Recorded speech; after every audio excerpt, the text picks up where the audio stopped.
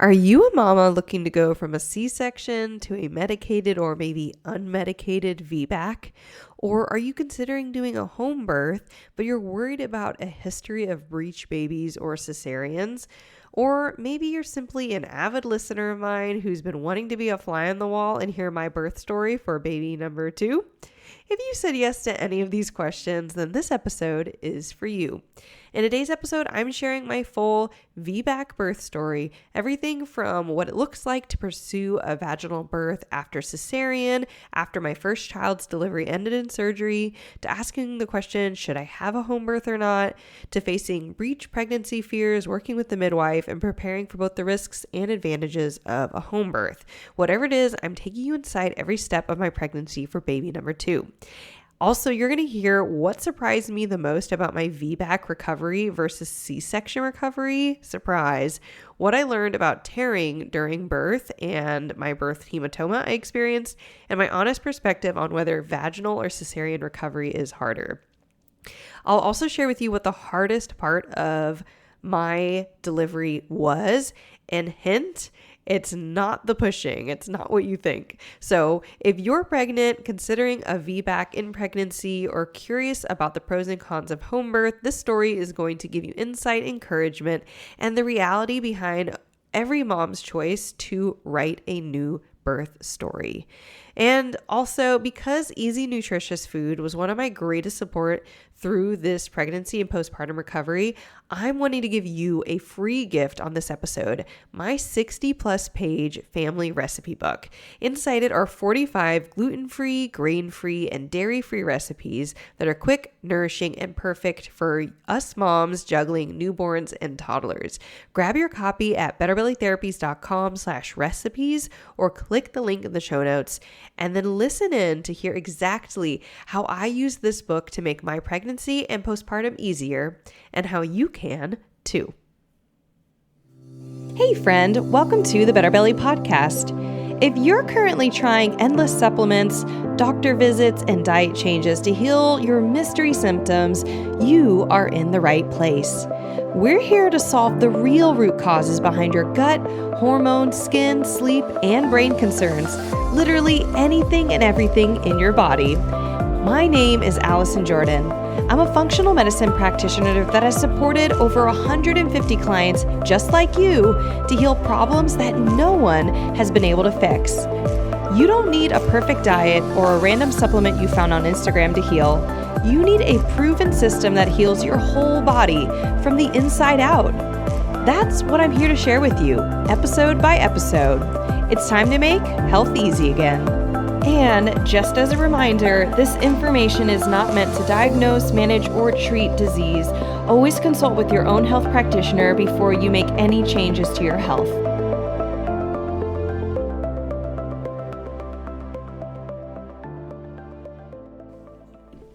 All right, guys, I am excited to do this podcast episode. I have been thinking about it for a long time. I took some notes, and then I knew that there was a bunch of content I wanted to get done as soon as I got back from maternity leave. So I kind of pushed this episode back so it fit in this nice little hormone series we're doing. And also I wanted time to kind of, at least perfect the recipe book that I'm super excited to be releasing today. This is just something that I've wanted to create for a while. I do feel like I have avoided doing anything around recipes and nutrients and things like that, because at the end of the day, healing your body is not about just getting the right diet. That is like this company 100% stands on the fact that it's not, if you're having chronic ongoing health issues, changing your diet is not what's going to heal you. So please, if you are having long-term health issues, please don't hear me say this recipe book's going to heal you. Unfortunately, that's not going to happen, but it can make it easier. If you, like me, end up on a restricted diet, especially if there's no grains or no wheat or no dairy or all three of those, then you are I hope this book blesses you, because these are recipes that are easy. You can throw in crock pots or pressure cookers, cook on the stove, in the oven, and then a lot of bread recipes where I feel like we've had hit or miss for a long time of like, what are good recipes for bread, but I have figured it out. There's so many recipes in there that are amazing, including probably our family favorite right now, our grain-free pancakes that we make. So good. My daughter loves them. So yes, they are toddler approved, and I hope you love it. Go grab it, betterbellytherapies.com/recipes. And I will be sharing about how I use that, not just for my own family, but strategically for the rest of my birth, not like while I was giving birth, but like postpartum, which you guys can totally do too. Please do. So let's just start from the beginning. So my first question when I got pregnant was to home birth or to not home birth, because I did a home birth with my first, and when I home birthed that time, we did not know, but I was breech. And so I did 48 hours of labor and then had to get transferred to the hospital. And of course, one of the questions I had asked when I got a home birth midwife was that, what are the likelihoods of getting transferred? What do you tend to see? How do we reduce the likelihood of needing to be transferred? Because I just do not like being in hospital environments. I just don't. I've had too many times that I've been in hospital environments and it didn't help me. It made me feel worse. I felt pressured to do things. So a home birth was like the obvious choice for me the first time around. The second time around, I knew all I was going to do is interview a bunch of home birth midwives first. And I wasn't sure what I was going to find or hear, because my original home birth midwife that I had worked with the first time, when I had debriefed with her, like, why did you not know the baby was breech? She just was like, I just didn't know. And I was kind of like, this seems like a big deal. So it had basically confused her, like how she was using, like methods she was using to try and evaluate where the baby was based off of where the heartbeat was loudest and where it felt like the head was for her. And she didn't have like a portable portable ultrasound. And literally the first midwife that I found in our area, when she saw me, she's like, this is our portable ultrasound. We can see the baby. We can watch it even like every appointment if you want. She had lots of ideas on how we could get the baby to not be breech, which I was new to the area, and I kind of knew that pelvic floor therapy can help, and a chiropractor who's trained in helping women who are pregnant can help, but I didn't know who to go to. So I definitely was glad to be like, she was connected, she had recommendations, and that was going to make my whole process easier. It cut out research time, etc. And she basically, after hearing my first story, was like, I don't think your baby, I can't guarantee you won't be breech. And apparently, I guess if you are breech once, you're just more likely to be breech. But she's like, we can do a lot of things and we will know in advance. And so I definitely wanted to go with a home birth at the end of the day, as long as I felt that I found someone who kind of understood what went on and had the appropriate tools, including a portable, they're like these like little mini ultrasounds that she could actually see the baby with. So with the home birth midwife, got some recommendations, went to a pelvic floor therapist, went to a chiropractor who specializes in working with women who are pregnant and working with babies, and started doing the exercises they gave me and just getting not just adjustments, but getting my fascia worked with. And that's one of the things that chiropractic really understood, was deep fascial networks. And that was one of the big things that I wanted to hear from somebody. So those were my main prenatal concerns, was being breech. Just like, I didn't want it to happen again. I wanted to be able to have a home birth and complete it for lots of reasons, not just like going to the hospital or not having a cesarean. I just want it. Like, I don't know, the same way that maybe some people get a hankering to like want to complete marathons. Also me, but some people don't. Or, the same way women get a hankering to want to have a child. You're like, sometimes you can't even describe like why you want it. I just do. Like, why do I have to explain it to you? I just want a home birth. It feels better. It feels also like an athletic feat. I feel more connected to the process, more in control, more knowledgeable. And I do think that like makes sense as someone who even has a podcast like this, that would be kind of natural for me to end up wanting, is something where I'm a part of the process, not things are happening to me in a very artificial environment like hospital. So that being breech, was a concern. And then I had a concern about having enough energy to manage my toddler, because I can remember feeling so tired with my first pregnancy and literally like laying on the couch or laying on my daybed and being like, how do women do it when they have toddlers, when this is not their first child? And now it was my turn to already have a child, and it would be my second child. We'll talk about what happened there, but that was one of my main concerns. My main postpartum concerns, because when I go into pregnancies, I like to do like a mental check of like, what am I feeling anxious about? And is there anything I can do about it? Like that starts now, or even starts before getting pregnant.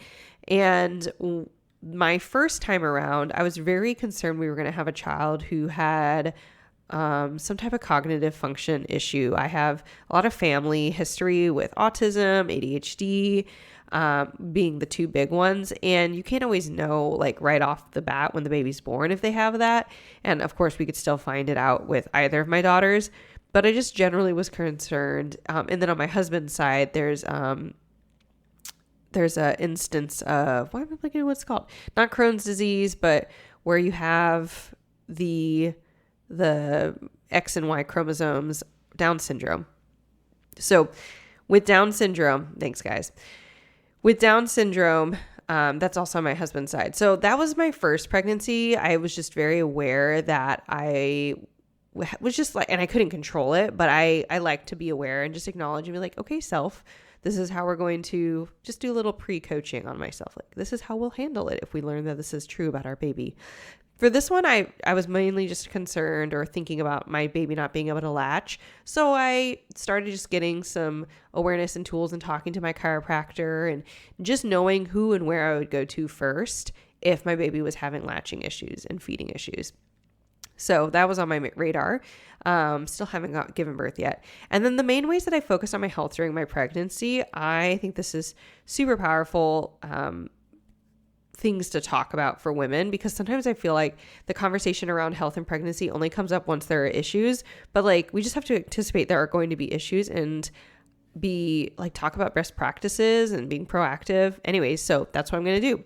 Number one, I got out of a moldy housing situation. Gross, it's true, but we had moved in with family to live closer to them temporarily, and we thought that home was going to be safe, and it wasn't. And I got really gnarly tinnitus, and we found out we were pregnant. We like literally were already working on moving out of there when we found out we were pregnant. So I remember it was about a month or like 6 weeks of overlap of still living there while waiting for the apartment to become available that we were going to move into. And there was some anxiety about it of like, is this going to impact my child's health? Like long term, like they're like an itty bitty fetus. You can't see them, but like I'm being exposed to enough mold that I'm getting tinnitus, and it created sometimes higher levels of anxiety than not. But I was comforted that, again, I was grounding myself in what I could do. And I was like, well, we're already moving out of the house, or I already am doing a protocol that I've proven on myself that is helping my symptoms, and therefore most likely helping me detox and manage the mold exposure, which is what I now call in my program the gentle nasal treatment. So I do share that protocol inside of the Better Believe Blueprint, which is not exactly what I'm 100% what I'm talking about on this episode, but it is the course and the methodology that I use to help heal myself and my clients from pretty much any gut health or chronic health issue with personalized testing. If you're like, whoa, that's amazing, or tell me more, go to betterbelievetherapies.com/blueprint. You'll learn more about it there.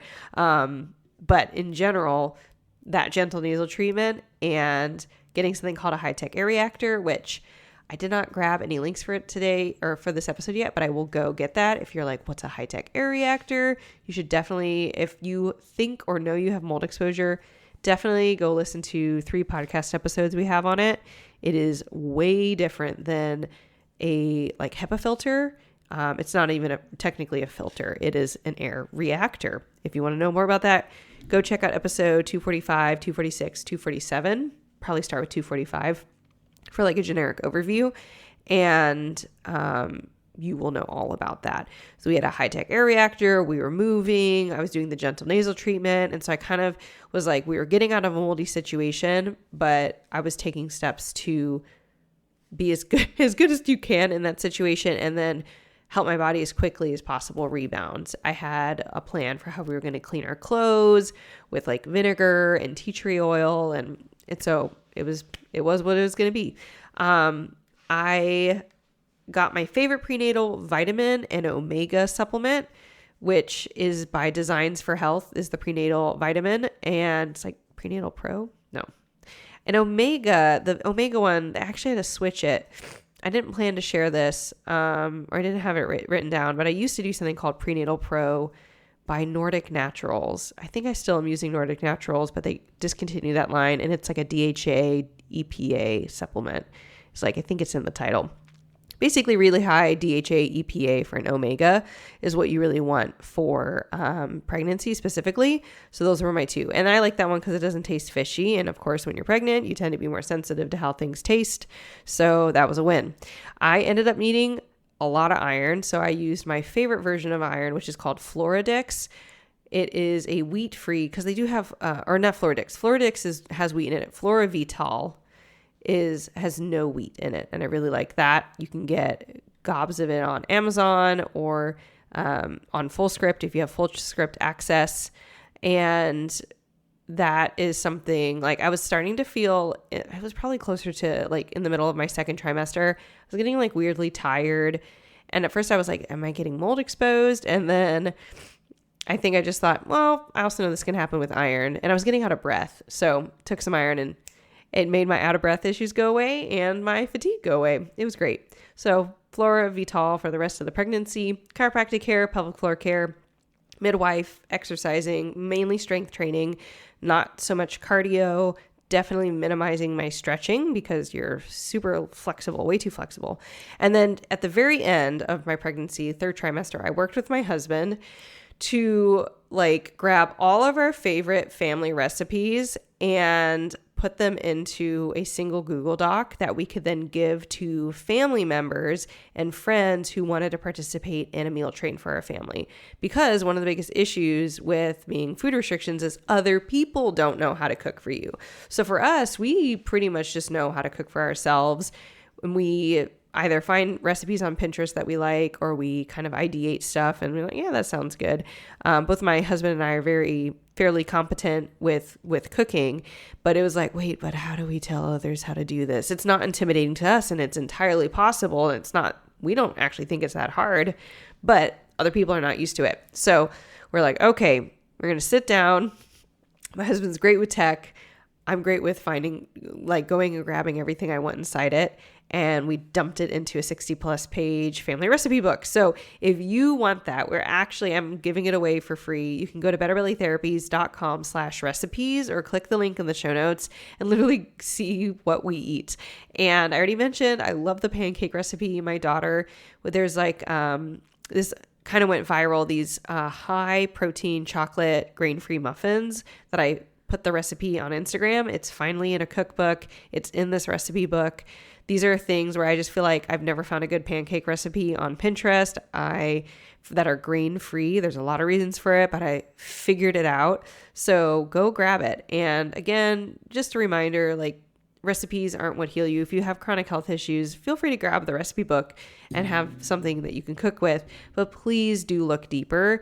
And you seriously consider joining the Better Belly Blueprint, where we're going to do that lab testing that gets you the information you need to tell you what you need to do to, like, specifically address the chronic issues. And the time to do it is not when you're pregnant. Like, I could get out of mold when I was pregnant, but I wasn't going to be doing any like heavy mold protocols, just kind of some gentle tamp down protocols, like the gentle nasal treatment. So that's how I focus on my health. And it went great. Like, this pregnancy was way better than my first, which is funny because I do have a toddler with me, but I lived in a not the best mold situation house. It wasn't the worst place we've ever lived, but it was a little bit worse than like the condo where I'd gotten pregnant with our first. And so, yeah, I like look back and think, wow, I think some of that fatigue was not just the pregnancy, it was the mold. And I really enjoyed having a pregnancy in a home that was not moldy. So let's fast forward. You kind of get a gist of what I was doing for all those months, at least for my health, and some of the speed bumps I ran into, and it was great that we overcame them. So I did end up, baby basically never was breech. She just like locked and loaded her head in my pelvis and was just like down there.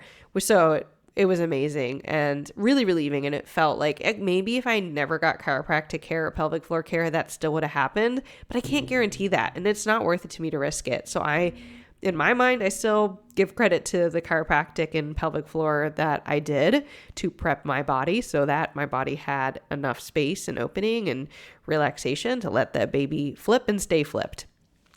My delivery started at 4 p.m. on a Tuesday, March 25th. In my mind, I counted as 4 p.m. I'd already been having some contractions before that, and I'd called my mom because my daughter, for whatever reason, decided that day she wanted to start headbutting me. She was headbutting me during contractions. That was not fun. So I called my mom and said, I don't know if this is the real thing. I wasn't even going to tell you because I had false labor the first pregnancy twice. And false labor usually improve, when you take a shower, eat some food, do things that are relaxing, and usually the contractions stop. And I just hadn't had enough time because she was headbutting me. So y'all, true stories. So my mom comes over and then I start timing the contractions around 4 and I'm like, oh my gosh, these are really consistent actually. And basically the labor didn't stop until I delivered at 7:01 a.m. the next day in the morning. I was really, really, really glad that I only labored through the night because when I labored for 48 hours, one of the hardest parts of laboring for me was that I started in the evening and then late, and it's like a time warp in the evening where it's night, it's black the whole time at night, but in the daytime you can feel it. It's morning, you can feel time passing. And I really had I didn't realize until I started laboring that I had a really strong association with the passing of time with meaning failure. So as the labor went on, I became really anxious that by the time the sun was coming up, if I was still laboring, I'd be so discouraged that it would impact my stamina more or less. So we got my daughter to my sister's house. So thank you, Aunt Maggie, for watching my daughter. She got to hang out with her aunt and uncle for about 24 hours while we labored, and she slept through most of it and had a great time. But, my hardest thing was, going into labor, I wasn't sure. I was thinking that laboring would feel different with a child whose head was down opposed to breech. And what was surprising to me is that it didn't feel super different. I felt like maybe I would feel more stretching, or I'd feel pressure, or I'd feel something that felt like there's a head down there. And I didn't feel any of that. I just felt whatever it felt like the first time. The contractions hurt, and your back and your sides and your hips, and because it didn't feel different, that was the hardest part. That was the most painful part. It's not a physical pain, it's a psychological pain of how hard it was for me to go through the labor. And when as things, I didn't get bloody show for a while, but eventually I got bloody show, and that was a really big encouragement. My first pregnancy, I didn't get bloody show. They had to break we chose to break the, what's it called? The sac that the baby's in. There's a word for it. Anyways, we chose to break that the first pregnancy because we thought that might help me progress when we didn't know I was breech. My sac didn't even break with this second baby until I was giving birth. So the bloody show was really encouraging to me. We still ended up using the pool. I didn't progress in the pool at all. I don't know how women do it. With both my pregnancies now, when I get in the pool, it's more of a rest time, which is fine. I did some shower labor, which was great, actually. I loved being on my hands and knees. I had a waterproof pad for my knees. And the warm shower was relaxing. And that's actually where I got my bloody show. And then, by the time we were ready to push, I thought I was gonna I felt okay being on the bed, but it was kind of like in a semi-reclined position with my husband helping me. But my midwife thought I should maybe try standing, which sounded like the hardest thing at the time. I am exhausted. It's been about 12 hours of labor and I haven't slept and I've eaten just a little bit, and she wants me to stand. So the whole team, the midwife, doula, husband, they all help me stand, and I like waddle over to the toilet because that seemed, I don't know, I thought I was going to maybe sit on it. I don't know what I was going to do. I just remember thinking, let's go to the toilet. And as I'm over there, I'm standing and I'm like, this is the best position. Definitely. This is the best position. And baby just came out. So, I mean, it was an hour of pushing total. And it was honestly, by the time you get to a pushing, for me at least, it didn't really hurt that much. It was just a matter of trying not to push too hard because I was like so excited that I could tell that something was happening. That was the biggest difference too, is that once you're to that stage, the head is visible or even palpable. And so I was like so excited, like, we made it. I'm not going to have to be transferred. I'm able to have a baby on my own without needing intervention for medicine. I'm grateful for the intervention for my daughter, but like, I really wanted to experience this. So I was trying to hold myself back. I didn't do it great enough. I still tore and got a hematoma. So yeah, just my whole body was wrecked.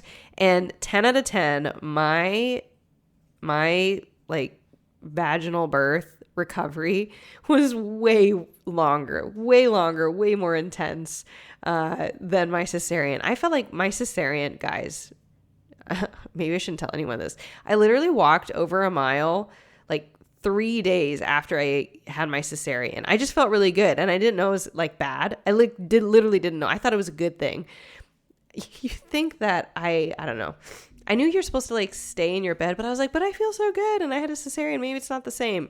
Yeah, the whole like wound in your uterus the size of a dinner plate didn't occur to me when I took that 1 mile walk. But this time around, I was like, I can't even turn in bed without things hurting so much that I'm lucky I can even get onto the toilet. So no, this time around was way worse. And I honestly, when I hear people talk about what's worse, their cesarean or their vaginal birth in terms of recovery, it really sounds like it's just a person to person, even scenario to scenario difference.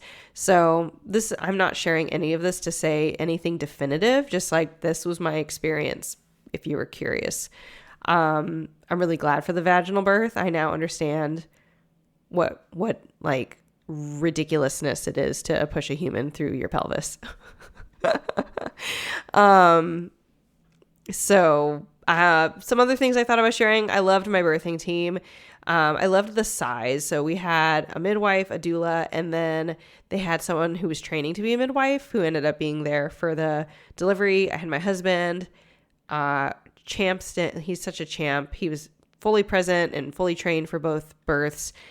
His arms and general body hurt a lot less after this one because he was, 48 hours of labor versus like 14 total. Very big difference. And but he holds up my weight for like most of the pregnancy or most of the labor because I'm focused on the contractions. So he's buff. He's doing it. I thought it was a good size. My mom was present and didn't really do a lot of birth team stuff, like help. She just took a lot of photos and videos. So that was kind of fun. I didn't want to look at them initially because I was like, too soon.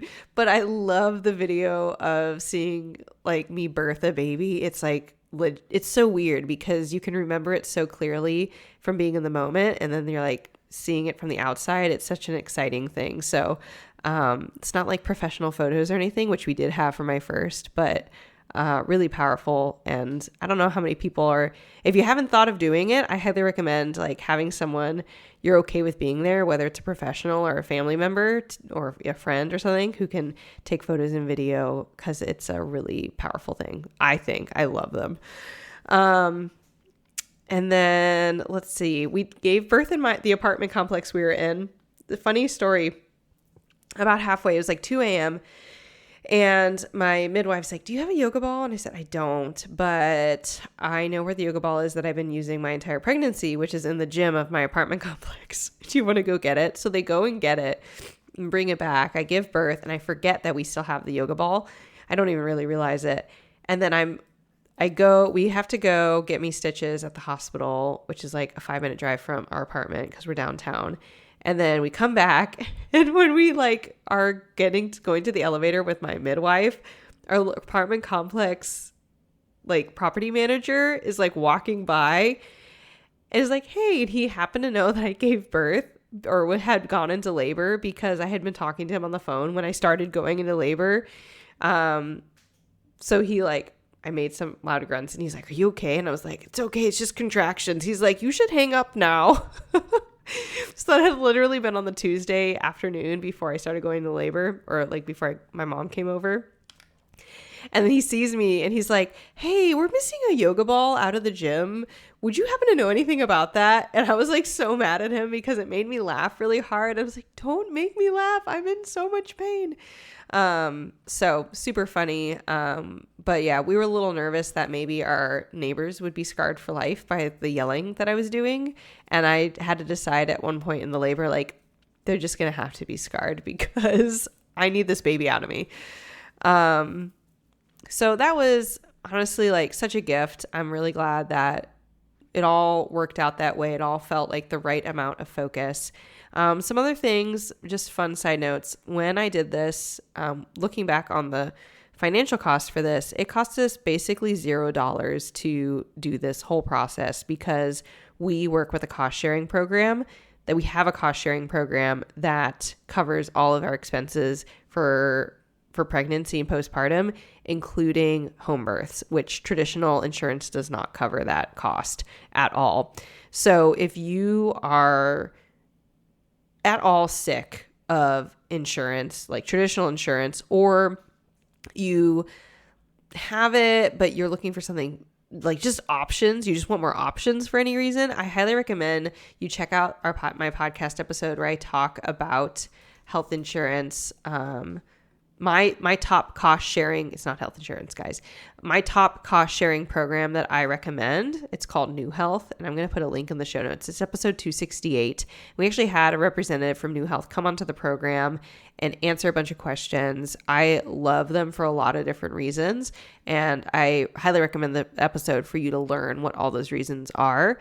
And again, even if you weren't coming onto here to think about, like, you weren't like, I'm planning to shop for insurance, I highly recommend just give it time. Just listen to the episode. It won't hurt that much. I literally spent over 72 hours of intense research trying to decide what we're going to do about insurance when my husband switched to a company that didn't provide insurance with the package. And so I went into like open market research, like what does it cost? What does it cost? What do you get? Like, all these different things. And then I ended up on cost sharing, which I like had some awareness about, but not a lot of details.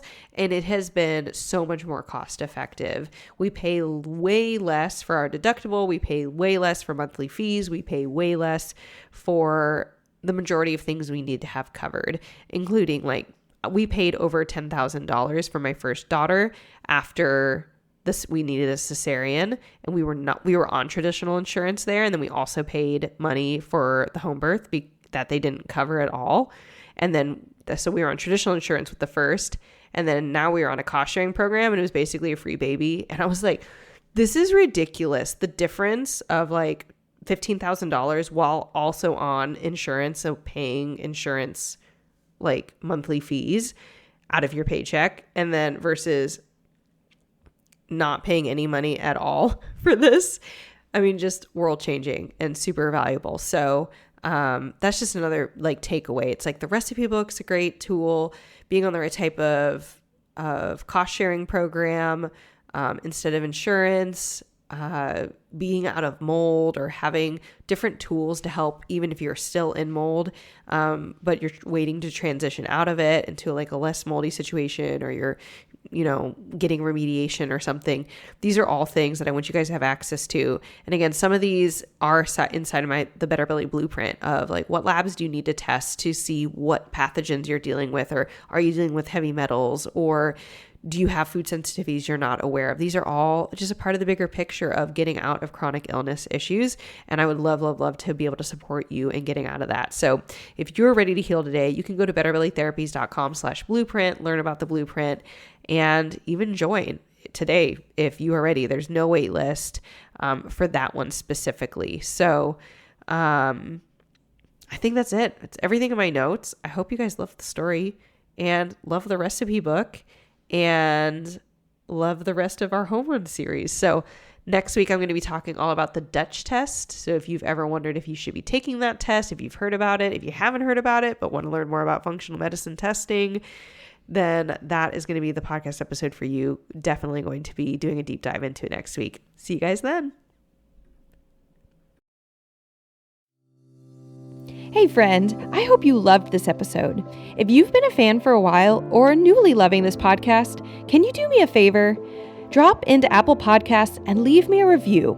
When you leave a review, you do so much. You help me know you're listening, you can tell me what you're loving so I know what to make more of, and you help others by boosting this podcast so other people like you can find the podcast too. I mean, it's a win-win-win, right? So if you want a way to pay it forward, just go to Apple Podcasts or click the link in my show notes and leave a rating and review. And if you want some more free stuff, just head over to my free Facebook group, betterbellytherapies.com/Facebook, and you can get access to all of my free support for you, including some Facebook group exclusive stuff like my podcast episode vault, where you can search the Better Belly podcast by topic and find exactly what you need to expedite your healing. I cannot wait to see you in there. Catch you guys next week.